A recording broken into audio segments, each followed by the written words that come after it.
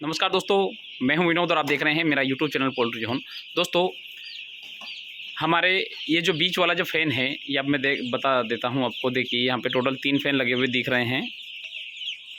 3 fan लगे हुए दिख रहे हैं। ये वाला जो फ़ैन है ये मैंने बाद में लगाया है, अभी इसकी वायरिंग मैंने नहीं की है।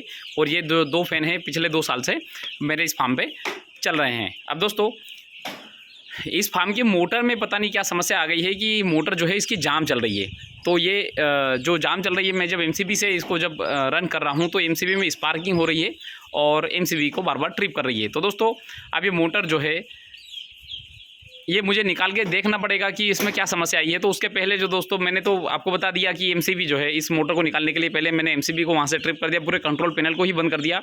और उस कंट्रोल पैनल के बाद में इसकी जो वायरिंग थी, इसकी वायरिंग तो मैंने उसी दिन निकाल दी थी। और इस वायरिंग को जो है मैं यहाँ से निकाल देता हूँ। यहाँ से एक होल रहता है, इस होल में से जो मोटर की जो केबल रहती है उस केबल को निकाल दो। उसके बाद में ये स्क्रू ड्राइवर से इसकी जो जाली जो लगी रहती है, जो इसको सेफ्टी के तौर पे जो है लगाई जाती है जाली, इस जाली से हम जो है पेचकस से जो है हम इस जाली को खोल लेंगे। दोस्तों, हमने देखिए ये जाली जो है खोल के और रख दिया है।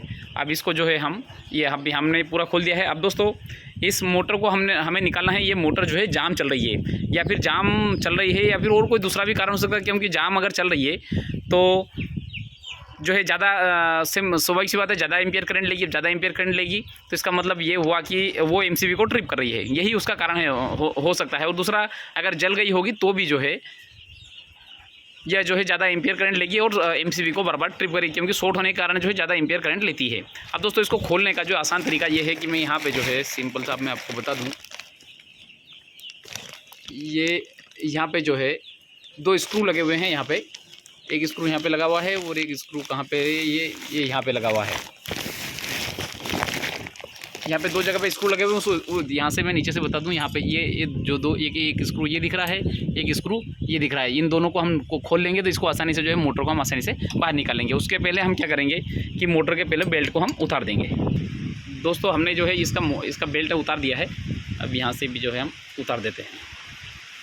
ये हमने बेल्ट उतार दिया। बेल्ट थोड़ा आपको सेफ्टी से उतारना है, क्योंकि इसमें जो है अभी देखिए, अभी जो है यह फैन मोटर के साथ में जब कपल था तो अपने आप नहीं घूम रहा था, और अभी जो है अपने आप घूमने लगा।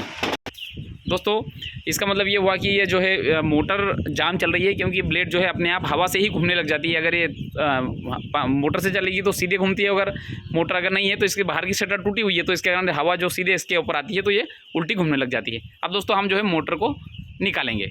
उसके लिए हमें जो है दो नट को हम खोल देंगे। इसमें 14-15 का पाना लगता है, उस पाने से हम मोटर को खोल देंगे। मोटर उसके बाद में फिर हम दूसरी मोटर इसमें लगा के हम देखेंगे कि मोटर में समस्या है या फिर हमारी वायरिंग में समस्या है। दोस्तों, ये मोटर मैं वहाँ से निकाल के लेके आया हूँ एग्जॉस्ट फैन में से। ये थोड़ी सी जाम चल रही है। मुझे इसमें ऐसा लग रहा है कि जब हमने फार्म धोया था उसके पहले तो जब बेच निकला तब तो ये मोटर फैन बहुत बढ़िया तरीके से चल रहा था, किंतु जब फार्म धोने में शायद गलती हो गई हो और इसमें शायद पानी चले गया हो, तो शायद उसके कारण इलेक्ट्रिकल शॉर्ट सर्किट हो गया हो, या फिर मोटर में जो इसका जो बेरिंग जो है इसके अंदर जंग लग गई हो, इसके कारण जो है ये मोटर थोड़ी जाम चल रही है। दोस्तों, इसके बारे में मैं थोड़े से डिटेल में बताना चाहूँगा। ये मोटर EMI कंपनी की है और यह है 1.1 किलोवाट, मतलब 1.5 HP की मोटर है। 415 वाट 50 हर्ट्ज पे काम करती है। और इसमें जो मैक्सिमम जो करंट कैरिंग जो इसके एक फेस के ऊपर जो लेती है यह है 2.8 एम्पियर, मतलब लगभग 3 एम्पियर के आसपास ही जो है करंट ये लेती है। और इसकी जो RPM है, एक फार्मर भाई ने मुझे कमेंट करके पूछा था, इसकी RPM जो है 1380 RPM के ऊपर यह काम करती है। तो दोस्तों,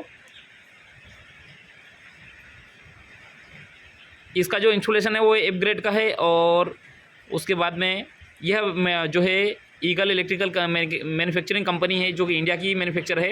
दोस्तों, ये EMI कंपनी की है और बढ़िया तरीके से चल रही थी, किंतु इसमें जो है शायद कुछ समस्या आ गई है। तो इसको मैं अब जब मैं चेंज करूँगा तब मैं देखूँगा कि जब मैं इलेक्ट्रीशियन को दिखाऊँगा कि इसमें क्या समस्या है, तो उसके बाद में मैं आपको बताऊँगा कि इस मोटर में क्या समस्या आई और किस कारण से आई। तो दोस्तों, जब भी अगर आप इसी फार्मिंग करने जा रहे हो तो आपको जो है इन चीज़ों के बारे में थोड़ी जानकारी होना चाहिए। और बहुत सारे फार्मर भाई कमेंट करके पूछते हैं कि मोटर सिंगल फेज़ की लें या 3 फेज़ की। दोस्तों, आप सिंगल फेज़ की भी लेंगे या 3 फेज़ की लेंगे, यहाँ पे जो है सिंगल फेज़ में यहाँ पे स्टार्टर लगा हुआ होगा, कैपेसिटर लगा हुआ होगा, और उस मोटर की साइज़ ज़्यादा होगी, क्योंकि उसमें जो है वायरिंग एक ही जो है इसमें एक ही फेज़ में जो है एम्पियर करंट जाता है दोस्तों। इसमें जो है अब जो 2.8 एम्पियर जा रहा है उस एक फेज़ में, तो वो 1.5 HP में, तो दोस्तों उसमें भी जो है उसमें इसका 3 गुना करंट जो है एक ही वाइंडिंग में से जाएगा। तो दोस्तों जब भी अगर आप सिंगल फेज़ फार्मिंग करें या 3 फेज़ की फार्मिंग करें, उसमें लोड आपका बराबर रहता है। बस ये है कि मोटर की जो थोड़ी कैपेसिटी वो थोड़ी सी कम ज़्यादा हो जाती है। तो दोस्तों इसी के साथ मैं वीडियो समाप्त करना चाहूँगा। धन्यवाद।